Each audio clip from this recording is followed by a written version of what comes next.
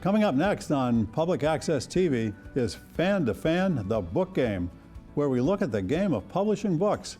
Today my guest is author Bill Nowlin, a serious baseball fan and an author who has written and edited numerous books on baseball, many on our very own Boston Red Sox. Stay tuned. These stories will bring back baseball memories, and they may take you out to the ball game.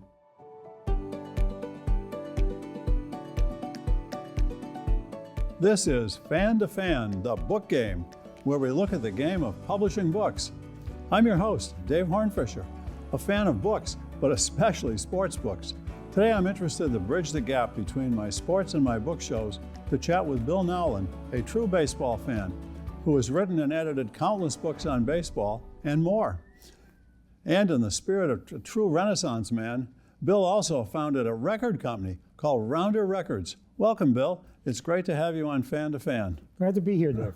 So before we get to the baseball books, but especially sports books, why don't you talk a little bit about Rounder Records? When did you start that? We put out our first two albums in October 1970, so a little more than 50 years ago. When you were very young. When I was 1 year old. Yeah, I love it. And so what was sort of the inspiration to create a record company back then? My college roommate, Ken Irwin, and I were just became big music fans. We each came with some folk music records to college at Tufts, and we became music fans. We went out to a lot of shows at local establishments, and we couldn't always get records of the artists we liked. 1970 was a little after the Kingston Trio and the folk, but this was when you were getting more into a different kind of folk music, well, right? Part of what was happening was there had been a folk boom earlier, a few years earlier, and then the Beatles and the Rolling Stones came in, and some of the audience drifted away from folk music, most of them. Yeah. And so we couldn't buy the records we wanted, and we just somehow got the idea of putting out our own. And so the company, the label lasted for how long? And it's still going now. Oh, it is? Okay. Yeah, it's 50 some years now, but we sold it a few years ago. Oh, okay. It's being run by an enterprise out on the West Coast, Concord Music. We put out over 3,000 albums over time. Has the focus at all changed from folk music to more pop or reggae or some of the other? It changed over time because we had musical tastes that differed from pure folk music. We started with folk old-time music and bluegrass, but there were blues that came in, some Cajun music. I got interested through a friend in reggae music, some African music. Gave me a chance to do some traveling, which I enjoyed, going to Jamaica many times. Oh, really? Yeah. South Africa and other places on the continent. So then, who were some of the successful artists that you had?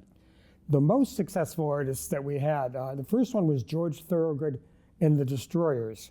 They're from Delaware, and they were kind of like the Rolling Stones in a way. They were a rock band, but they had a very strong blues base. They had strong roots, and that appealed to us, the combination of the two. We thought some of our traditional music fans might leave us because we were getting too close to rock. Getting away from folk, yeah. We got a gold record with them, and then another gold record after that. In more recent years, maybe, that was in the early mid-'70s. Then in the mid-'80s, we signed Alison Krauss. Oh, really? Who has, before Beyonce just passed her a few years ago, she'd won more Grammys than any woman in Grammys music history, and had some gold and platinum albums with her as well. Not all our records sold that well, but we did have a couple of Did you have some focus on Boston-based artists, or not really? No? We, if anything, we were sort of focused on Appalachian music. Okay, Nashville with bluegrass. And, so a lot of roots stuff. Country stuff, very much roots music. Like the Roots concert we saw at Berkeley last night. Yeah, were some of those type artists? Absolutely, yes. Yeah. Mike Seeger was mentioned during the show we saw last night, and. So, and then that led to a book that we've got an image of here, Vinyl Ventures, I believe. I wrote a book knowing that the 50th anniversary was coming up. And we've got that up on the screen. I did write a book about our experience in starting a record company. We had no startup capital. We had $1,000 that Ken had saved up, and that's how we began the company. And really? It's a real American success story in the sense that there was nobody funding us. It was all these people helping us with ideas, donating cover photos, donating liner notes, that type of thing. We could do a whole show on record companies, I guess. Which is so it was just the two of you, and then did you have third partner was a very good friend of Ken's. In fact, they were romantic partners for a while. Marianne Layton, later Marianne Layton Levy. But so it was the three of us that started. So were you graphics experts? Did you have to handle some of it? Did you subcontract that? Or?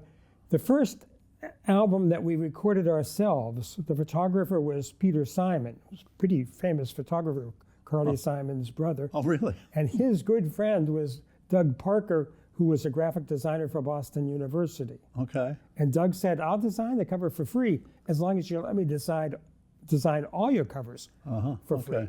Oh. What kind of a deal is that? He was trying to build a portfolio. Of course, yeah. And then did you have a pressing company to make the? We talked. Back then, you were just doing 78s and 45s and 78. No, not 78s. LPs, 33 and a third LPs. Right. That's all we did for the first several years. I talked to Mo Ash, the head of Folkways Records in New York, about where does he get his pressings done, because we knew we weren't Columbia Records or RCA Victor. And we wanted small batches where we could just buy 500 at a time. Okay, right.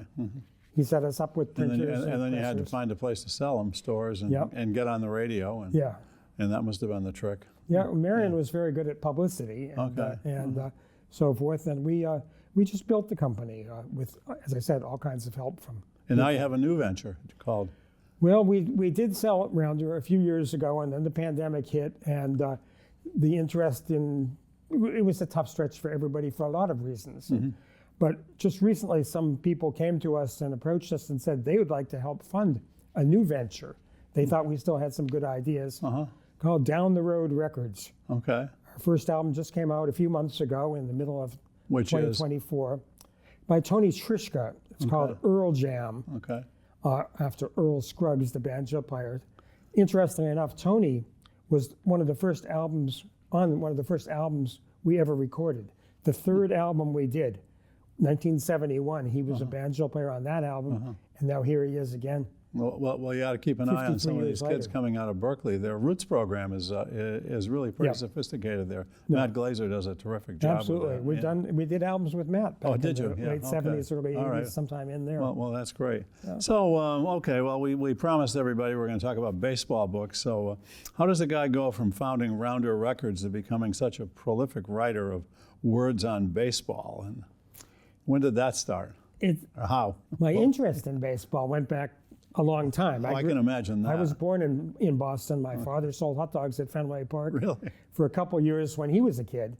But I just started going as a fan when I was 12. I'd start going by myself. For $1, I could ride the MTA as it was then. And buy a bleacher ticket round for trip that, and buy a 50-cent bleacher ticket. Right. And so for $1, I could go to a ball game.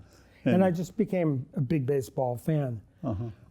Why I started writing about it, it was kind of an inspiration. I was a Ted Williams fan growing up. Okay. And I saw a book called Ted Williams' Hit List. A guy named Jim Prime, who lives in Nova Scotia, had connected with Ted and ranked his 50 favorite hitters. Had a system.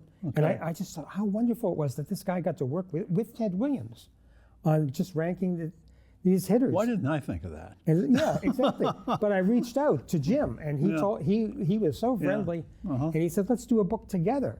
And I said, "Okay." And so the two of us put together a book on Ted Williams, where we interviewed over 50 people, maybe even 100 people that had known him at one time or another in his life. And so what was that one called? That was called Ted Williams, A Tribute. Okay. It's now available in a new edition as Ted Williams, The Pursuit of Perfection. Ah, okay. But I mean, I talked to more than 20 members of the Hall of Fame on the phone. If you call up and say you were doing a book on Ted Williams, they'd be happy to talk to you. Otherwise, they probably wouldn't want to talk to me at all. Yeah. But I talked to fishing guides that worked with him. I talked to barbers that cut his hair. I talked to several people in the that served with him in the United States Marine Corps. And you've done well over 100 baseball books then. Yeah, it's between writing and editing. A lot of them I edit, where I get a group of So talk people about together. what's the difference between writing and editing? Are you just taking somebody else's columns and picking the best ones, or? Well, we did a book recently on Dodger Stadium, for instance, and that book just came out in the middle of 2024. It has about 50 different authors, all from the Society for American Baseball Research, SABR. And we got a little image of that. We'll talk about that. I worked on it with another person. What we do is we just ask people for their ideas. It's not previously published stuff. It's all original material. But we ask people for their thoughts on Dodger Stadium, looking at it from every angle we could think about. Hot dogs, too. Well, yeah, there is a section on the Dodger dog, Dodger, yeah. for instance, which is, and then, some financial aspects. Janet Marie Smith, that oversaw the Camden Yards and also the renovation of Fenway Park. Who's also in the Hall of Fame. Now, yes, she went out and helped fix up Dodger Stadium. She's still working out there with the Dodgers. What a great connection with Janet. Yeah, she's terrific. Yeah, let's talk a little bit about SABR. You mentioned that. Well, you've had different roles there in that over the years. You've been pretty involved in it. I got involved in SABR because it just appealed to me. They have a very strong local chapter here in the Boston area. SABR, for everybody, is the Society for American Baseball Research. Yes, right. It's a nonprofit organization. We've got about 7,500 members now. Really? Wow. And that's how I'm able to find 25, 30, 40 of them anytime we come up with a book idea. I just put out the word that we've got a new book coming on this subject. We're looking for a story. We're looking for a book. With these guys, tell me some stories. Right, exactly. And then we pick and choose between, so we have a nice balance of them and so forth. But. Oh, that's cool. Well, let's talk about some of your other books beyond Ted and the Red Sox, and we'll get back to Ted in a minute. But so what are some of the other ideas that you had? Ted's my favorite subject for. Well, let's talk about Ted. How many books on Ted have you written? I've five at this point. The first one I mentioned to you was one I worked on with Jim Prime, and then I had talked to a number of people, including John Glenn, the astronaut and U.S. Senator who was in Ted's squadron in Korea. Well, we have one in back of you called Ted the Kid.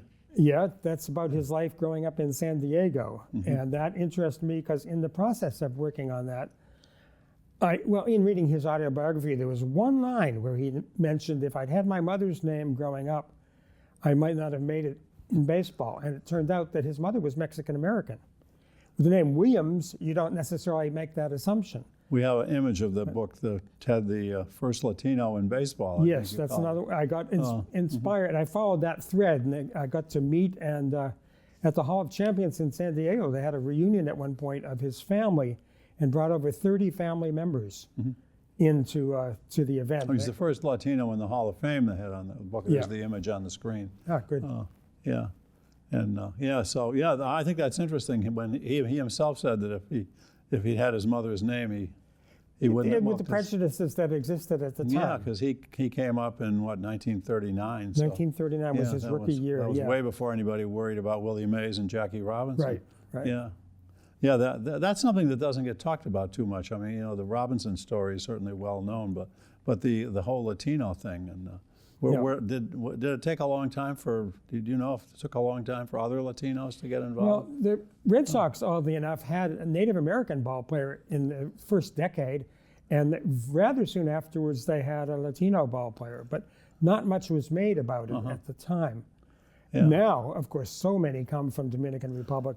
Yeah, I'm trying to think of who might have been sort of the Jackie Robinson of the Latino class. I mean, no names come to mind. Would that have been around the 40s and 50s or somebody in there? Really, it tended to start a little bit around the same time or even after Jackie Robinson to some extent. Some of the real breakthroughs were people like Roberto Clemente, of course. Oh, Clemente, right, of course, yeah.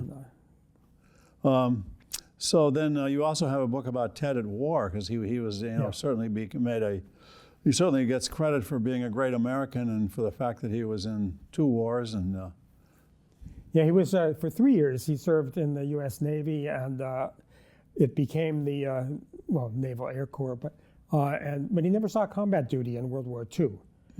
And when the Korean War started, the Navy had kept up its staffing levels, but the Marine Corps had let too many of their pilots go. And so he got drafted back.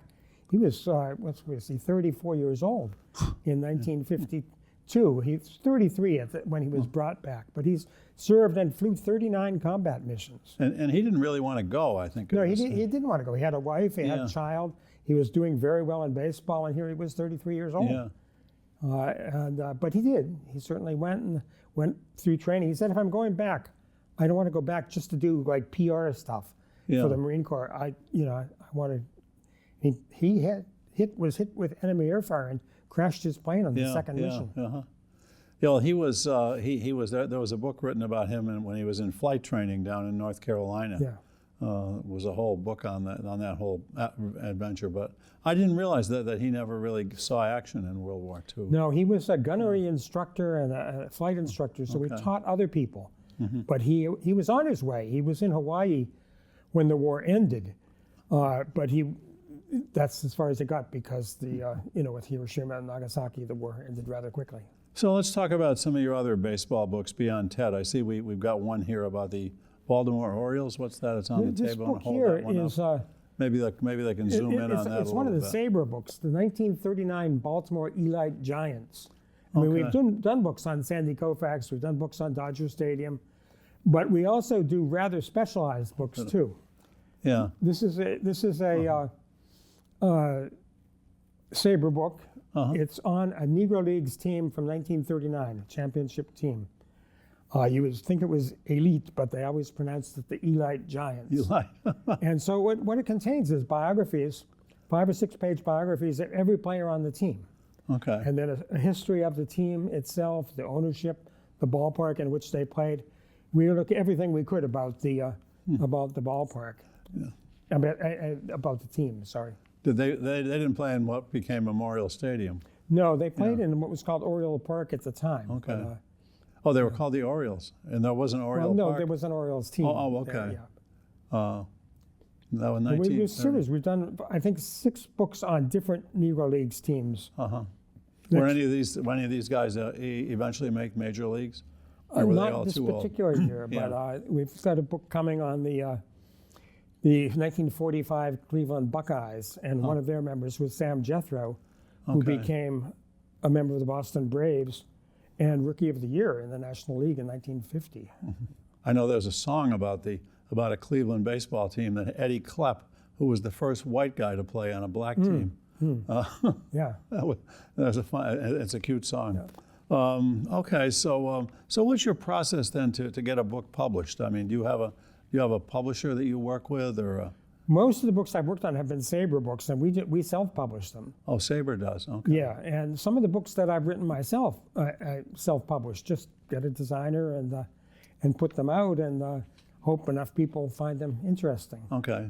There have been publishers that I've worked with that have approached us. The first one was a significant publisher called Masters Press out of Chicago, and there have been from time to time other publishers that have worked with. SABR, it's just easier because you don't have to find a publisher. We've already got one. Okay. And so then, but when you do it yourself, do you work with Amazon? A lot of authors I've met are doing that these days. Yeah. Well, when you do self-publishing, that's one of the outlets that you work with, and a big one, where people. It's always a lot of people know Amazon, so it's easy just to say, sure, check Amazon. A lot of independent bookstores are struggling, and they don't always necessarily get all these books because there's so many books being published. So it's a couple of simple questions. So when you write a book, do you do it online, or are you one of these guys that still hand writes them out, or no, I don't. You have an old typewriter? No, I wouldn't. If I handwrite them, then I have to write it all over again by typing it. Yeah. No, with Rounder, we were active with email back in the late 1990s. We started using email. I've still got all my emails from the from that era, but yeah, I write them on a computer, and then you can send them very easily, transmit to other people to read. Each article that's written for us goes through at least 3 or 4 writers and editors. We have an editor, a fact checker, and then a copy editor. Oh, okay. To make sure that we catch as many errors as we can. Well, that's great. And then, then you got to some, the 21st century here has given us a lot of Red Sox success stories here. 2024 being the 20th anniversary of the 20th, the Red Sox great team, and the Netflix story that's now out. But I turned 59 years old in 2004, and I didn't think I was ever going to see the Red Sox win. we're just used to them always losing. Sometimes at the last minute. Didn't we all? I don't remember 1946 because I was only one. Right. But they lost that game 7 of the World Series. I went to some of the games in 1967. I was there the day they clinched the pennant in '67. Ran out on the mound. I've got dirt from the mound from that day. Yeah. And I ran out on the mound and actually. We probably had another accidental meeting. We didn't even know it. Yeah. Oh, I remember you now. I remember now. Yeah. No wonder you. The guy yelling at his wife to empty her aspirin on the mound so I could put some dirt in the bottle. Yeah, and then so then they lost that one in Game 7. Then 1975 lost that one in Game 7. 1986 lost that one in Game 1978 even in there. And then there were other games like 1978, the single game playoff against the Yankees. It was all home run. Yeah. And so I didn't think they were ever going to win. Then 2003, they came so close and then blew that one too. Right. But they did. But the book that you did on 2004, what was that called? Well, there's 2 of them at this point now. We did one book on 2004 that was called Don't Let Us Win Tonight. Okay. There was a book where Alan Wood and I interviewed everybody that we could. We have an image of that one there with Poppy. We interviewed him. We interviewed everybody we could on the team. We interviewed, I interviewed Dr. Morgan that did the surgery on Kurt Schilling. We interviewed people that were ushers that worked in the clubhouse, some of the media people, everybody we could. I always like to get a big picture, not just talk to the stars. So that's not really an edited version. That's a book then that you really wrote. Well, you got the stories. We wrote it. Most of the words come from the players and other folks, and then we edited it that way.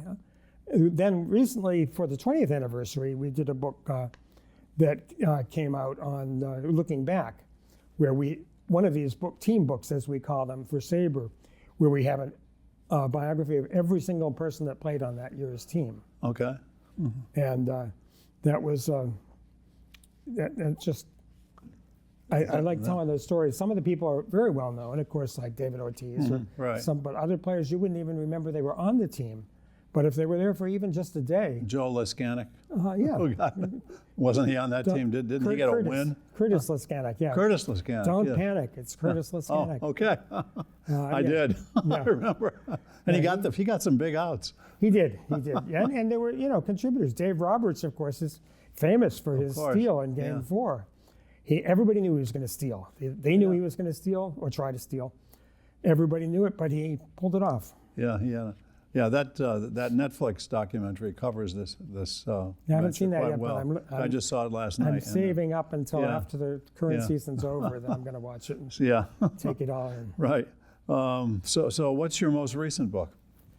The most recent book actually is one that was another sort of autobiographical book. I wrote that book, Final Ventures, that was really a Rounder history of Rounder Records, but it was autobiographical too.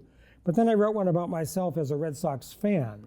Okay. It's called Bitten by the Red Sox Baseball Bug. It's kind of this is the one we have in the center here. Awkward title in a way. Maybe focus on that a little bit. Yeah. It's just me as a Red Sox fan. A fan's lifelong passion. That's a book I could have written. Well, yeah. There have been other people that have written about their fandom with the Red Sox, but I was inspired too as well. And as I said, I used to go to games from when I was just very preteen. Growing up in Boston, you had that and that. Did you grow up in the city? I grew up in Lexington for the most part, but I sometimes say I haven't gone far in life because I was born in Jamaica Plain and I live in Cambridge and it's only about 10 miles apart. But I've been around Boston a lot, and I go to. I would usually go. I was a season ticket holder for several years there. Now, because I write so much, the Red Sox are kind and they give me a seat in the press box. Oh, really? So now it doesn't cost me anything to go to the games. And I'm trying to document the work they do, and it's enjoyable, and but I think it can be educational as well. So are you involved in that right now with working on some future Red Sox projects, or just gathering information? I'm just always gathering information on this. As we talk now, this week, will Friday be going over to watch some construction work they're doing. They're revamping the Umpires room at Fenway Park, and it's just something I want to help document.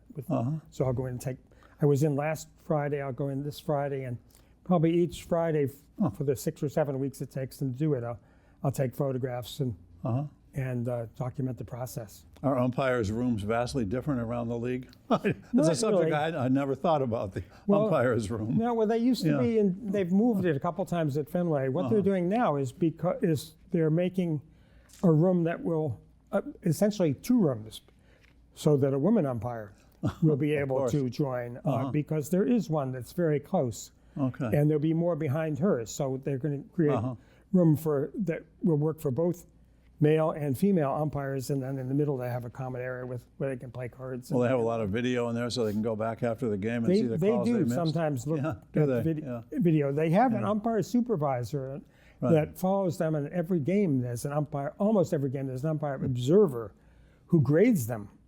I mean, it's impressive. Isn't Joe Torre involved in that somehow? He's a kind of a supervisor of umpiring. Yeah, but there's a guy that actually, Kevin O'Connor, he comes to almost every game, and he's paid by Major League Baseball to evaluate the umpires. Well, next year they're going to, the AAA baseball has the automatic calls of balls and strikes. And I imagine that's coming. Yeah, I think they decided to wait a year, I guess. But I've been to some Red Sox games where they do it. Yeah. It gets pretty exciting when a guy wants to challenge. Sometimes they just let him challenge a few calls, and when they challenge one, they put it up on the big scoreboard, and you can see the ball right on the end. And I saw a game end on a challenge call one day there. It was pretty amazing. I had really nobody really paid much attention to umpires when I was growing up, and just a few years ago we did a book called The SABR Book of Umpires, and that I just got fascinated. I went and interviewed most of the umpires. Really? Yeah. Went down to umpire school for 3 days to see how they train the umpires. Went to the replay center in New York to see how they do replay when they began the instant replay type of situation. It's a fascinating group of people. I mean, you think about the players, they travel from city to city, but so do the umpires. Yeah. The players, there's 25 people on the team and they have 10 or 15 support staff. The umpires, there's just 4 of them. Yeah. And it's a lonely life in some ways. Yeah, they can't get too involved with the local fans. No, and they don't have a 10-game homestand. They only 4 games maybe at one city.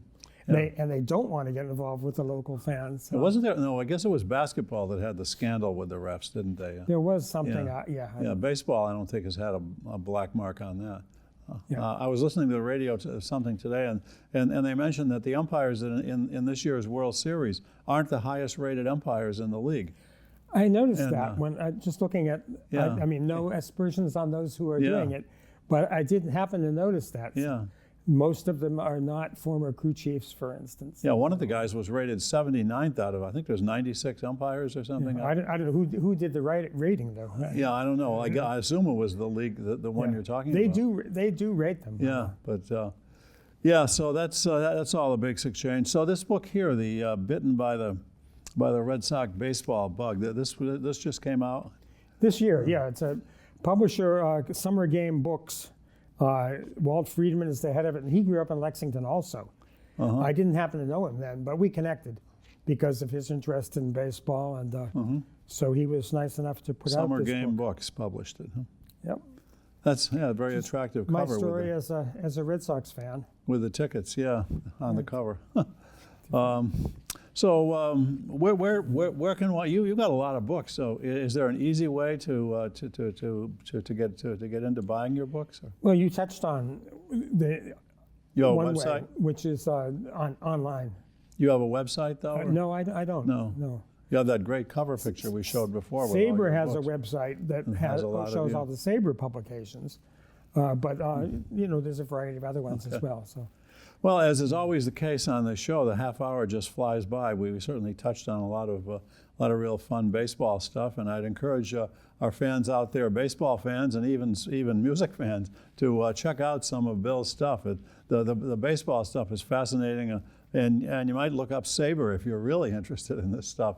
SABR, and that's great. I'm going to check into that myself. It's something I've managed to avoid over my life, but I do waste a lot of time in my brain on baseball. But I also waste a lot of time putting these shows together, and I thank you all for listening, and I hope you will come back and join us. We're on in Framingham 4 nights a week, Mondays, Tuesdays, Thursdays, and Fridays from at 8:30, and I put all these shows up on YouTube. You can look for Fan to Fan, The Book Game, or just Fan to Fan Hornfischer, and you will find them all. So Thanks a lot for tuning in and listening, and go out and get yourself one of Bill's baseball books. Good night.